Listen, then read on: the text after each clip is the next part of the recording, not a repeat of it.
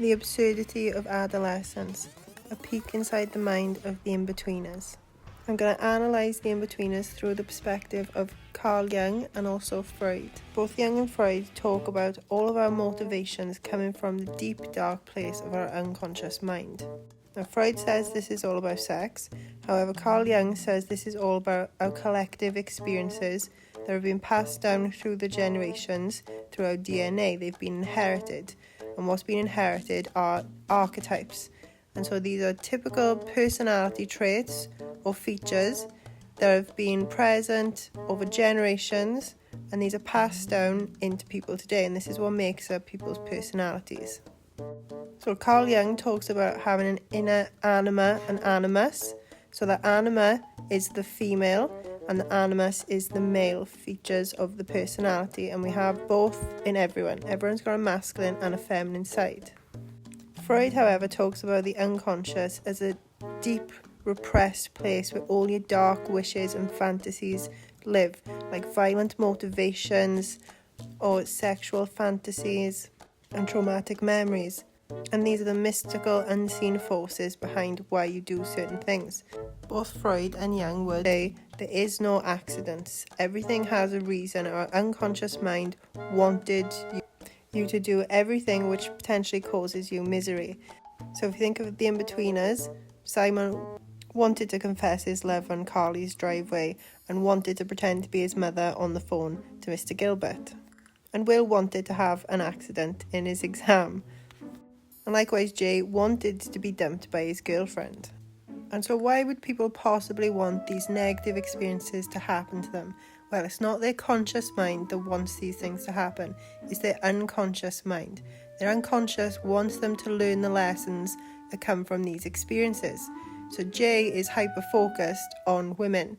He needs to learn that women aren't everything. He has an idealized idea of what a woman is.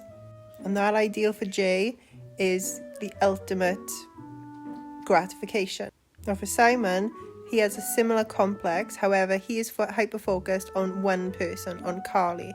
So he views her as the personification of his anima, all of his feminine attributes of his personality. And so this is why Simon becomes obsessed, because she is a manifestation of his own unconscious mind. Can I come over to yours and revise sociology with you? Yes, God yes. Come over anytime. Come over now. Well, I can't come over now. No.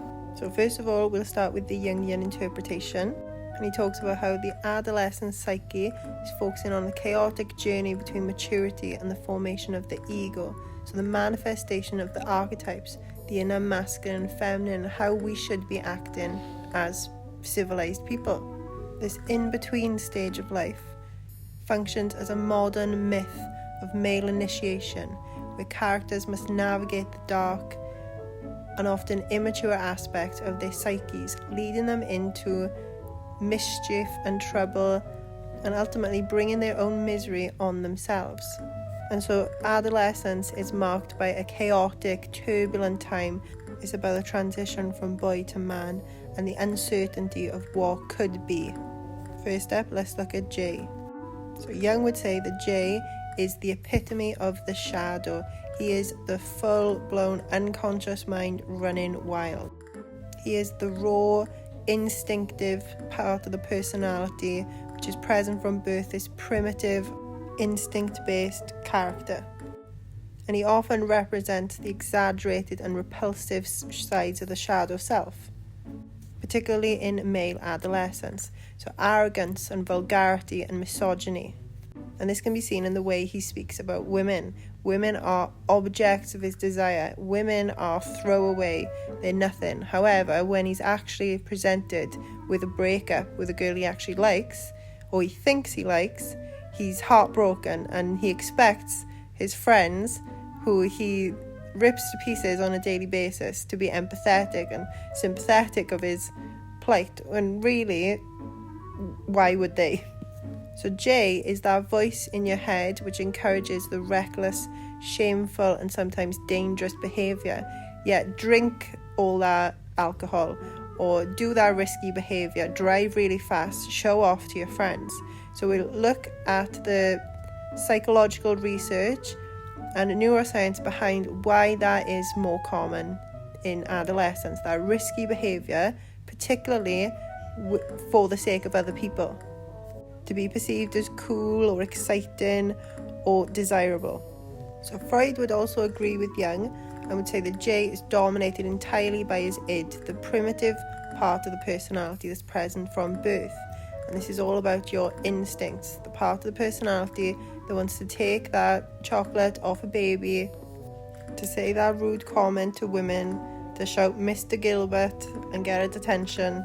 And Freud would think of J as a textbook case of a dominant id, someone who is too swayed by the selfish, primitive part of his personality. And this can be seen in his constant fabricated stories of sexual conquests, which are made of pure fantasy. And none of the other boys actually believe any of his stories. They're more so for his sake. He lives in a fairy tale fantasy world, representing the unchecked and immature delusional ideas of the teenage boy, where women are either seen as the other, or they're seen as mythical, magical beings or objects of desire, but they're not seen as real people. And instead they're seen as projections or manifestations of the unconscious mind. The type of woman that they think they want is really the type of traits they want within themselves.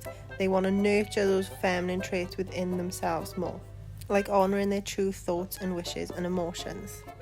Therefore, J acts as the manifestation of the group's collective libido, Freud would say, so their sexual desire, vocalising every inappropriate urge and hypersexual fantasy that the others are too repressed and afraid to admit. But as we hear in the thought process of Will, sometimes he does acknowledge it, but doesn't express it in the outside world, whereas J does. So both Freud and Jung would say that J is overrun by his sexual desires, which live in the unconscious mind. So his unconscious mind reigns supreme. The shadow self has taken full control over J. Therefore, he needs to take a little bit of Will on board and think more about how he's coming across and what he truly wants out of life. And we can see that a little bit in the film when he meets Jane and he starts to realise and integrate that anima a little bit more and realise why certain feminine traits are good. And he softens a little bit. However, it's a long road to get there. Hi, I'm Jane. She's my girlfriend. Who is she? All right, you big puff. Where's your bit then? I thought you'd be out here up to your nuts and guts. Now let's move on to Will Mackenzie. Will Mackenzie is arguably the polar opposite to Jay. He is what you should be doing. He is the angel, the goody two-shoes who is ready to grass you up at any moment. Jung would say that Will represents the socially conscious persona, desperately trying to seek an image of maturity and intelligence and middle-class stability.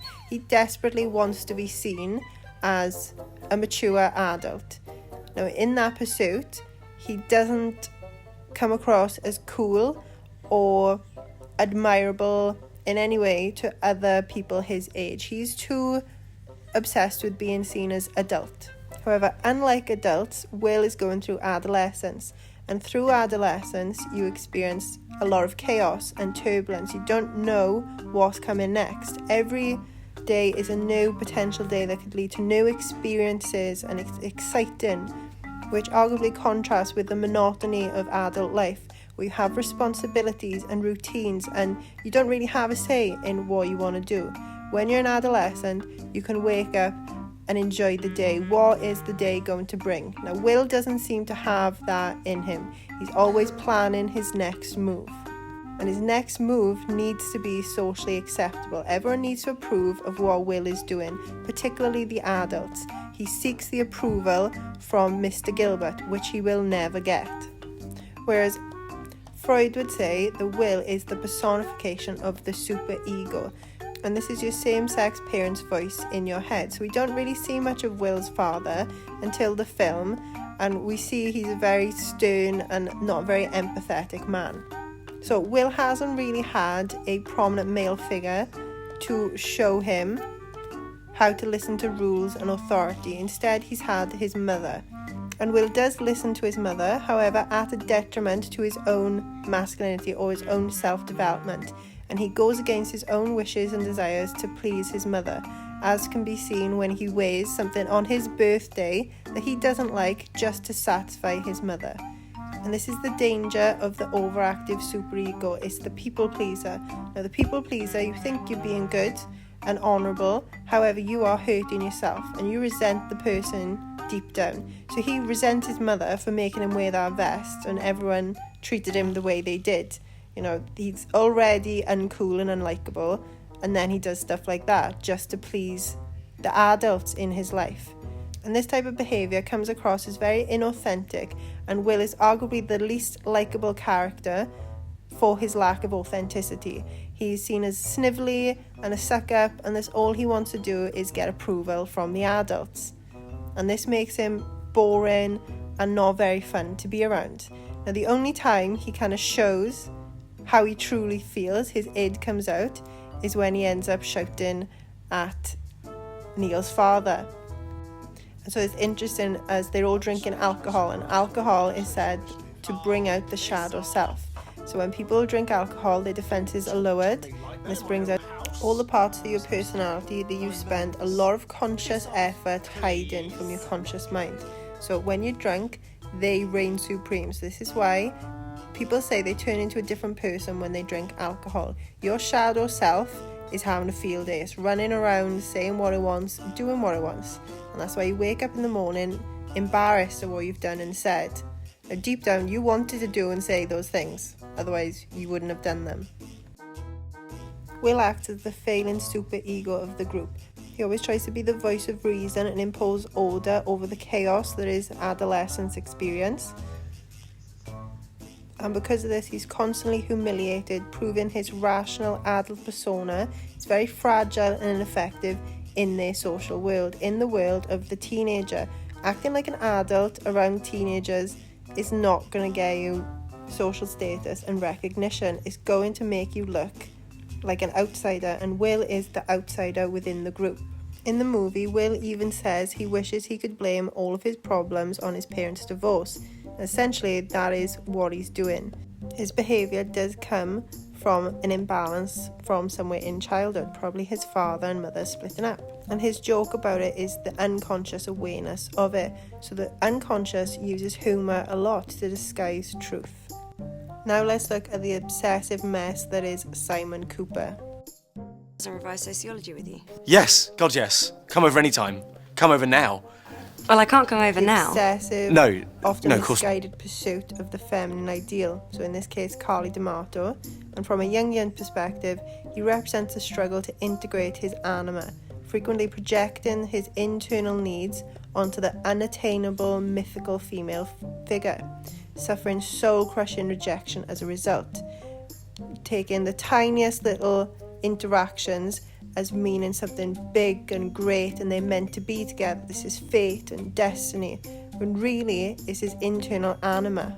And for Simon, Carly represents the internal feminine aspect of his personality. He wants nothing more to honour his true wishes and desires, but he misplaces those wishes and desires onto a person, and he views her as this ideal. He doesn't actually like her much as a person. He's more obsessed with the idea of her, and this is a typical feature of the anima, when they put the person on a pedestal and view them in with a glow around them as something better than them. And the anima lives in the unconscious, in this shadow self of the personality. So Simon is so obsessed because of his shadow self. It is what is guiding him and making it so he can't think about anything else. And obtaining Carly is the ultimate goal, when really obtaining his internal anima is the ultimate goal. Creating internal harmony so he doesn't put anyone else above him on a pedestal. Certainly not someone who really gives him the time of day, using him to get back at her boyfriend. What would Freud say about Simon? Well, he would say that Simon represents the ego, the deciding factor between the id and the superego, between the angel and the devil. Now, a hallmark of adolescence is being able to establish a healthy ego which is able to balance the demands of the angel and the devil. And Simon is the character where we see this conflict arguably the most, where he really wants to do what he should do, but he also wants to do what he wants to do. And we can see this in the internal conflict that Simon shows when he bunks off school. And instead of just going with the flow and being calm like Neil or Jay, he goes from one extreme to the other. So from bunking off school, lying to his mother, to then ringing up and saying, oh, well, I need to say I'm absent. And so his angel and his devil are arguing over who takes reign over Simon, when really his ego should balance the demands between the two and put them in their place. Right, if I've bunked off school, I'm just going to go with it and I'm not going to ring the head teacher and get myself into more trouble. As a result, Freud would say that Simon needs to learn how to develop a healthy ego and learn how to balance the demands between the two.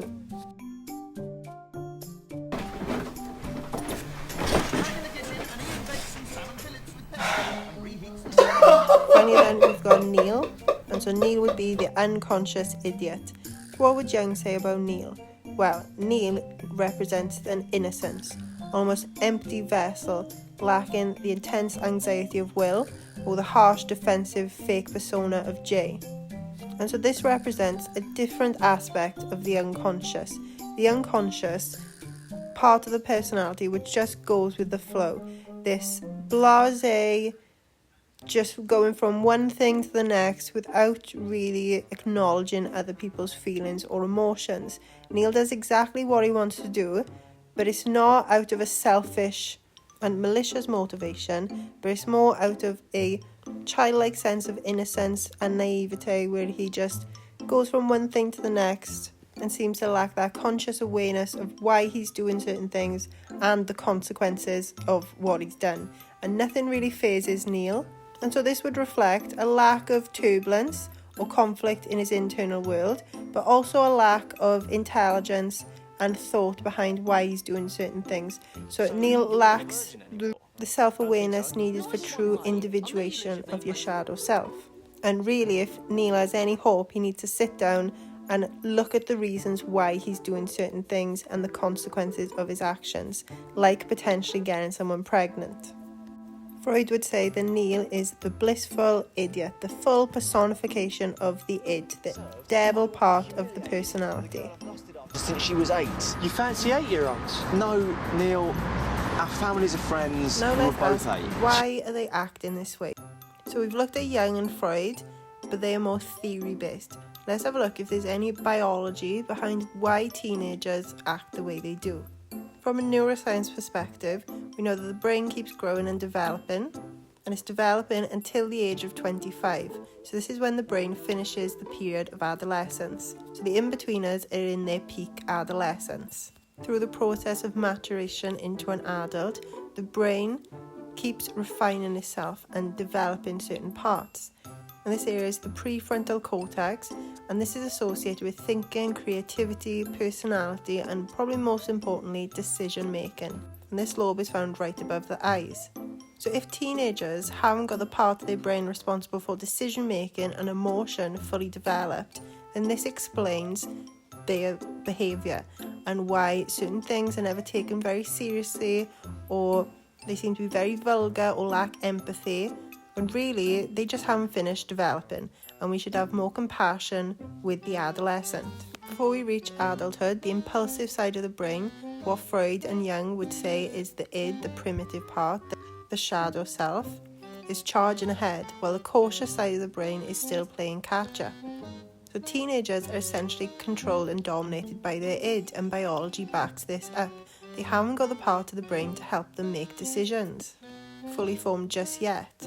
And this can lead to teenagers increasing risk-taking behaviour and also powerful emotions that weren't present in childhood. And it doesn't matter what that risky behaviour is, it's tapping into the dopamine reward system. So when you experience risk in a positive way, your brain gives you a dopamine hit. And dopamine is that pleasurable feeling. You get dopamine when you achieve a goal. That's your sense of achievement. And research by Galvan found that teens are not only more sensitive to rewards than adults, this actually makes them better learners. So these teenage years are prime for learning. Their ability to make decisions is down, but their ability to learn is up. And this higher dopamine release allows them to learn things better. It's more rewarding, it's more exciting to learn things than it is to the adult brain. And Galvan also found there's an evolutionary reason for why teenagers are more emotional. They help us connect with other people. Emotions serve as an important learning tool. When you feel a particular emotion, you're more likely to remember that event. In terms of survival, if you can remember the animal that's dangerous or the food that poisoned you, you're going to be more likely to survive than someone who can't. And they also allow you to learn lessons about yourself and the world around you. If something elicits a positive reaction, you're going to be more likely to do it next time. This research shows us the importance of adolescence, and it's not just hanging around with your friends, but it serves an important developmental function. And this can be seen with the love in the UK for the Inbetweeners. People feel like it reflects adolescence well, and that chaotic, turbulent time associated with vulgarity or frivolity and not really caring about the consequences of your actions. And this serves a purpose, a learning purpose. And further psychological research shows how adolescence is a unique period in which self-conscious emotion and reactivity peak in response to being evaluated by others. So teenagers are very sensitive to how others see them and perceive them. And this can also contribute to the risky behaviour. They're very concerned with how other people see them, but they're also concerned with getting that rush of dopamine and that feeling of being alive, really, which is what the pursuit of the Inbetweeners is all about. New, fresh experiences that make them feel like men. Now, do they ever actually end up feeling like men? That's up for debate. But this is the ultimate goal of adolescence, to make a man or a woman out of you. Hi, I'm Jane. She's my girlfriend. Oh, is she? Sorry, I'm What sorry. can we learn about the hopeless plight of the four Inbetweeners? Really, what we should take from this story, of this comedic foursome, is that adolescence is a time of chaos and immaturity and vulgarity, and that is okay. That's what they're supposed to be doing at that time. And if they were to do anything else, then they wouldn't be developing properly. And when we see teenagers being thoughtless and careless and not being respectful or empathetic, we should have a little bit more empathy for them and know that their brain doesn't work in the same way as a fully developed adult's brain does. They're unable to make decisions effectively or process their emotions in the same way. However, they are primed for learning experiences, so we should guide and help them in those experiences. And we should look back and remember just how hard it was to be an Inbetweener ourselves. If you enjoyed this, follow me for more film, TV and fairy tale analysis through the psychoanalytic lens. The Jungian Priestess.